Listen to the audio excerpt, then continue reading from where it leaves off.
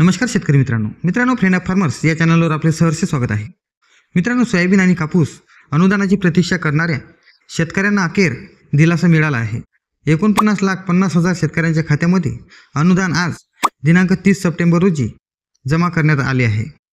मित्रांनो, राज्याचे मुख्यमंत्री आणि दोन्ही उपमुख्यमंत्र्यांच्या हस्ते 30 सप्टेंबर रोजी अनुदान वितरणाचा शुभारंभ करण्यात आला आहे।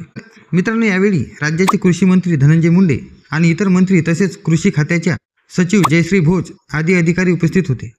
मित्रांनो, राज्य सरकारने खरीप 2023च्या सोयाबीन कापूस उत्पादक शेतकऱ्यांना प्रति हेक्टरी 5,000 रुपये 2 हेक्टरच्या मर्यादेत देण्याचा निर्णय घेतला होता, परंतु मागील 2 महिन्यांपासून शेतकरी अनुदानाची वाट पाहत होते।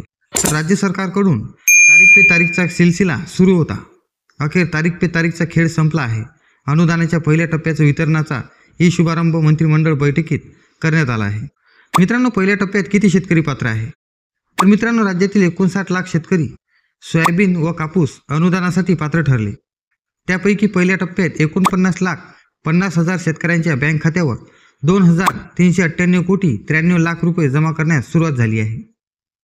मित्रांनो, राज्याचे उपमुख्यमंत्री अजित पवारांनी कृषी पुरस्कार वितरण सोहळ्यात 65 लाख शेतकऱ्यांना अनुदान पहिल्या टप्प्यात देण्यात येईल असं सांगितलं होतं, परंतु प्रत्यक्षात मात्र 49,50,000 शेतकऱ्यांना पहिल्या टप्प्यात अनुदान जमा केले आहे।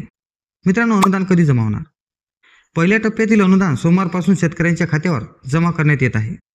तर शेतकऱ्यांची कागदपत्र जसजशी जमा होतील आणि आधार KYC पूर्ण होईल तसतसे अनुदान जमा करण्यात येणार असल्याची माहिती अजित पवारांनी रविवारी दिनांक 29 सप्टेंबर रोजी दिली आहे।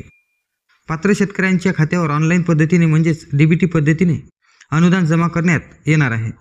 तर मित्रांनो, हे होते सोयाबीन व कापूस अनुदानाबद्दलचे एक अतिशय असे महत्त्वाचे अपडेट।